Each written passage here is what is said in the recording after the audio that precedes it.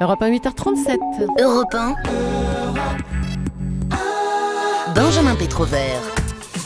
Quelle voix, splendide voix qui a chanté d'ailleurs dans les plus grands opéras du monde et que vous recevez ce matin, Nikos. Oui, mon cher Benjamin, j'accueille ce matin Barbara Hendricks. Barbara Hendricks qui vient de sortir un album intitulé Portrait musical. Ce sont 2 CD qui retracent toute sa carrière avec des opéras, des oratorios, on est dans la mélodie, le spirituals, du jazz, bref, des choses totalement hétéroclites, totalement différentes, complémentaires, à l'image de Barbara Hendricks dont la carrière elle-même est totalement atypique.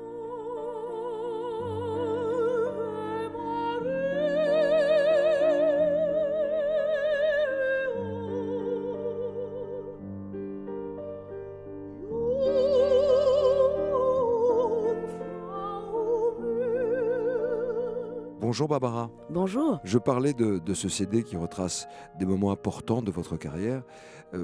Comment est-ce que vous pourriez définir votre carrière ? J'ai dit atypique tout à l'heure, vous êtes d'accord ?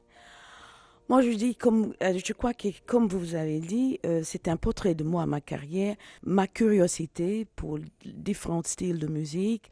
Je dis aussi un rigueur, un amour pour la musique que je chante, que je présente, que je partage avec mon public.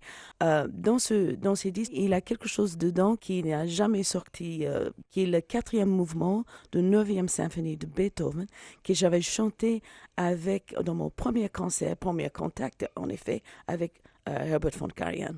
Et c'est un concert, maintenant, je l'ai dit, c'est mythique, c'est culte d'être avec Karajan, là, en l'occurrence. Oui. Oui, je dis c'était une énorme chance pour moi parce que juste être dans la présence d'un tel musicien, de le regarder travailler, et voilà, c'est quelque chose de... C'est un petit bijou, ça c'est la petite cerise sur le gâteau. Exactement. Depuis vos débuts en récital, salle Gaveau, à Paris, il y a 40 ans, vous avez rencontré de multiples personnalités, vous avez travaillé avec les plus grands noms. Qui vous a le plus impressionné, Barbara Hendricks ? Ah oui, je dis la personne qui était le plus important pour moi était surtout mon professeur de chant, Jenny Turrell, parce que cette dame, je crois qu'en arrivant à New York, après avoir fait des études de mathématiques et chimie, je ne savais pas du tout ce qui m'attendait. Qu'est-ce que c'est une chanteuse d'opéra? Je ne savais même pas, vraiment. Et cette dame, elle est devenue vraiment pour moi la définition d'un artiste. Il est quelqu'un qui est toujours à la service de son art, qui se met toujours derrière le compositeur et ce qui écrit dans la partition.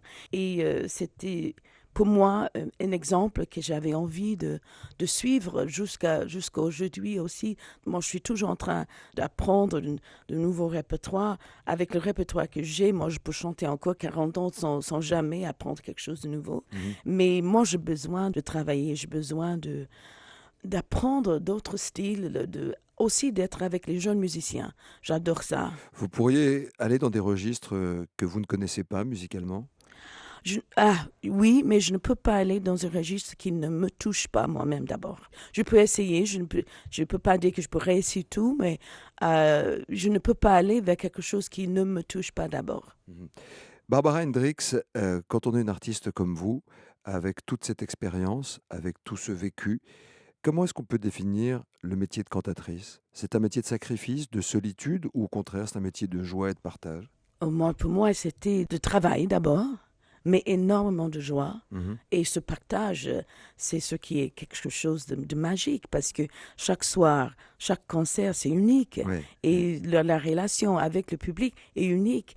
Mais derrière, il a énormément de travail. Moi, je ne peux pas dire sacrifice, parce que je crois que toutes les vies, il faut choisir. Il y a beaucoup d'exigences en tous les cas. Et moi, je crois que dans la vie en général, il faut être exigeant avec soi-même.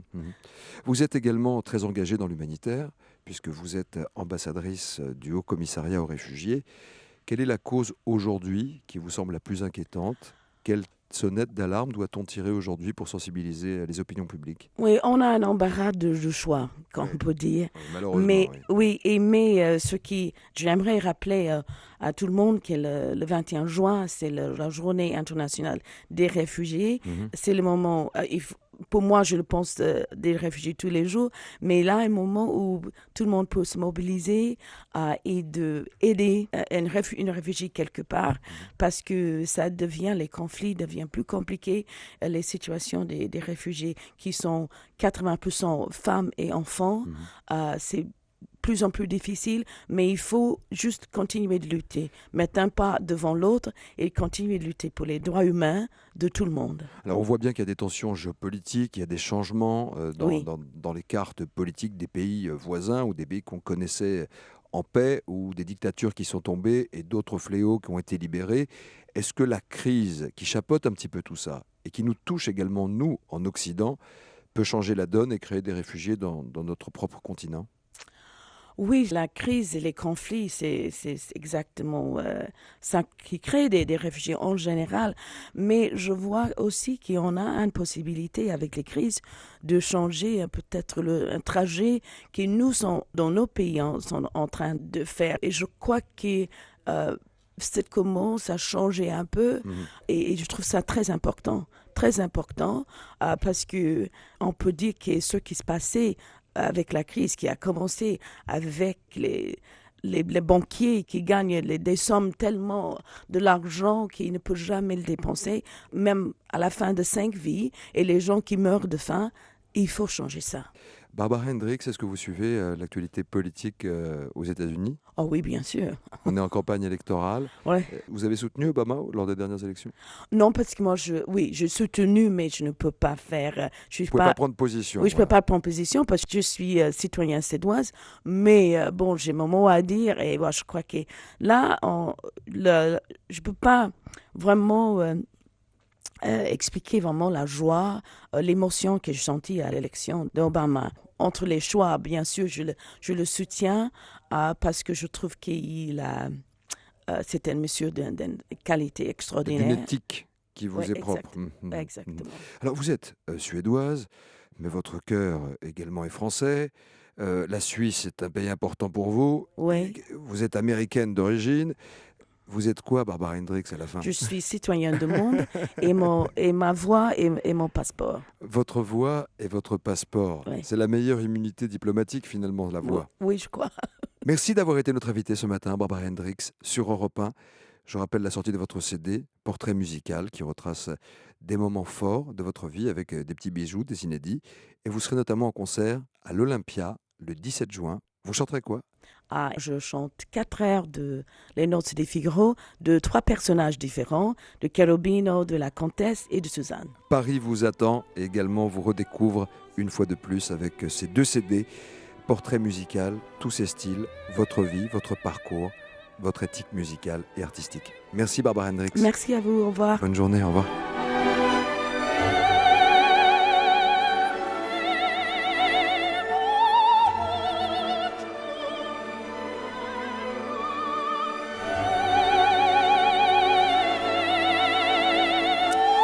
Un duo de rêve, Nikos Ayagas et Barbara Hendricks. Vous aussi, Julie, vous pourriez chanter comme ça. Mais évidemment. Un petit effort. Mais quand bien même. sûr. Allez.